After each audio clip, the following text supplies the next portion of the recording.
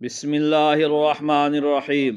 یہ وظیفہ ربنا کی ان مبارک دعاؤں پر مشتمل ہے جنہیں 11 مرتبہ پڑھنے کی نیت اور ترتیب کے ساتھ دل کی گہرائی سے ادا کیا جاتا ہے۔ اس وظیفے کا آغاز دل کی توجہ کے ساتھ، نیت کی صفائی اور اللہ تعالیٰ پر مکمل بھروسے کے ساتھ کیا جاتا ہے۔ عمل کرنے والا سب سے پہلے چند لمحے خاموش بیٹھ کر اپنے دل کو دنیا کی الجھنوں سے الگ کرتا ہے، سانس کو معمول پر لاتا ہے اور یہ نیت کرتا ہے کہ وہ یہ عمل اللہ تعالیٰ کی رضا، اس کی قربت اور اپنی اصلاح کے لیے کر رہا ہے۔ ربنا کا لفظ خود بندگی، عاجزی اور محتاجی کی علامت ہے، کیونکہ اس میں بندہ اپنے رب کو پکار کر اپنی ہر ضرورت اس کے سامنے رکھ دیتا ہے۔ اس وظیفے میں ربنا کی دعا کو 11 مرتبہ پڑھتے ہوئے ہر مرتبہ یہ تصور کیا جاتا ہے کہ اللہ تعالیٰ سن رہا ہے، دیکھ رہا ہے اور بندے کے دل کے حال سے واقف ہے۔ یہ تصور ہی اس وظیفے کی جان ہے، کیونکہ جب دل حاضر ہو جاتا ہے تو الفاظ میں تاثیر پیدا ہو جاتی ہے۔ ربنا کی دعا پڑھتے وقت بندہ یہ سمجھتا ہے کہ وہ صرف الفاظ نہیں دہرا رہا، بلکہ اپنے رب کے ساتھ گفتگو کر رہا ہے، اپنی کمزوریوں کو اس کے سامنے رکھ رہا ہے اور اپنی امیدوں کو اس کے سپرد کر رہا ہے۔ یہ عمل دل کو نرم کرتا ہے، غرور کو توڑتا ہے اور انسان کو اس حقیقت سے جوڑتا ہے کہ اصل اختیار صرف اللہ کے پاس ہے۔ اس وظیفے کا پہلا حصہ دل کو تیار کرنے، نیت کو مضبوط کرنے اور ربنا کی دعا کے مفہوم کو دل میں بیٹھانے کے لیے ہے۔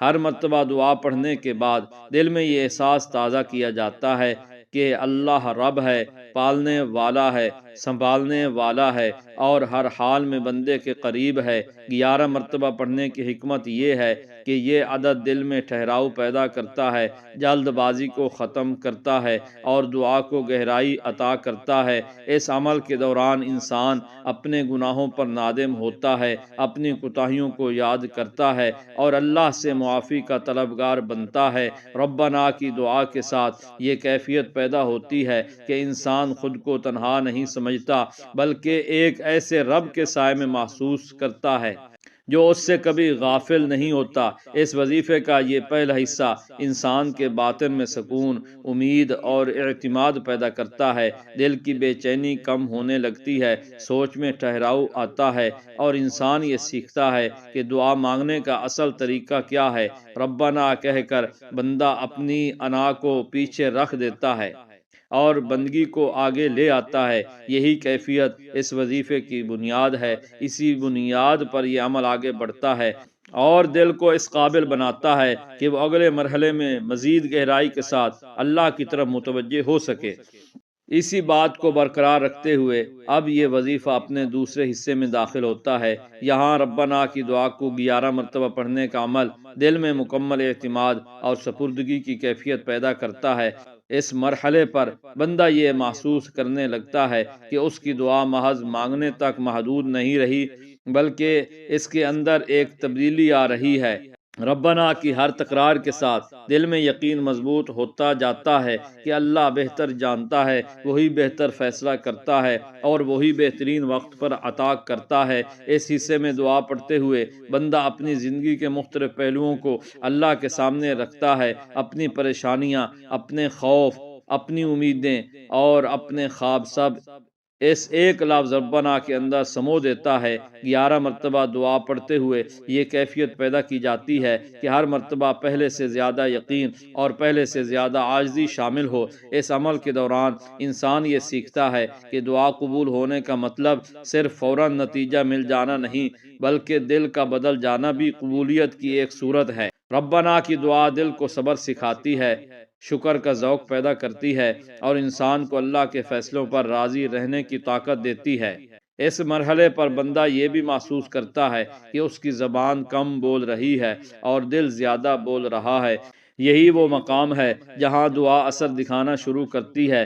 اس وظیفے کے دوسرے حصے میں ربنا کی دعا انسان کے اندر یہ شعور پیدا کرتی ہے کہ ہر حال میں اللہ کی طرف رجوع ہی اصل کامیابی ہے۔ چاہے حالات آسان ہوں یا مشکل، ربنا کہہ کر بندہ ہر کیفیت کو اللہ کے سپرد کر دیتا ہے۔ اس عمل سے دل میں خوف کم ہوتا ہے، امید مضبوط ہوتی ہے اور انسان خود کو اللہ کی حفاظت میں محسوس کرتا ہے۔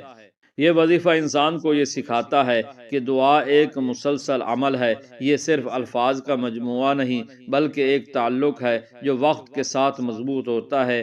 11 مرتبہ ربنا پڑھنے کے بعد بندہ کچھ لمحے خاموشی اختیار کرتا ہے، دل میں شکر ادا کرتا ہے اور یہ یقین رکھتا ہے کہ اللہ نے سن لیا ہے، چاہے اس کی حکمت کے مطابق جواب فوری ہو یا وقت کے ساتھ آئے۔ اس یقین کے ساتھ یہ وظیفہ مکمل ہوتا ہے اور انسان کے دل میں ایک عجیب سا سکون، اطمینان اور روشنی پیدا ہو جاتی ہے۔ یہی اس پورے عمل کا مقصد ہے کہ بندہ اللہ کے قریب ہو جائے، اپنے رب پر بھروسہ کرنا سیکھ لے اور ہر حال میں ربنا کہہ کر اس کے در سے جڑا رہے۔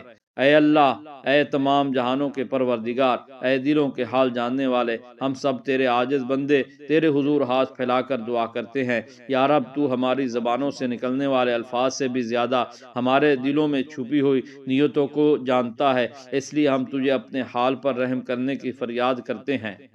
اے اللہ، ہم جو کچھ ہیں، جیسے بھی ہیں، تیری رحمت کے محتاج ہیں۔ ہمارے پاس کوئی طاقت، کوئی سہارا اور کوئی امید نہیں سوائے تیرے۔ یا رب، ہمارے دلوں میں جو پریشانیاں ہیں، جو فکر اور غم کے بوجھ ہیں، تو انہیں اپنی رحمت سے کم کر دے، تو انہیں اپنی رحمت سے ختم کر دے۔ جو دل بے چین ہیں، انہیں سکون عطا فرما۔ جو آنکھیں اشک بار ہیں، ان کے آنسوؤں کو رحمت میں بدل دے۔ اے اللہ، ہمیں ایسا سکون عطا فرما جو حالات کے بدلنے سے نہ بدلے بلکہ تیرے بھروسے سے قائم رہے۔ یا رب، جو بیمار ہیں انہیں شفا عطا فرما، ایسی شفا جو کسی بیماری کو باقی نہ چھوڑے۔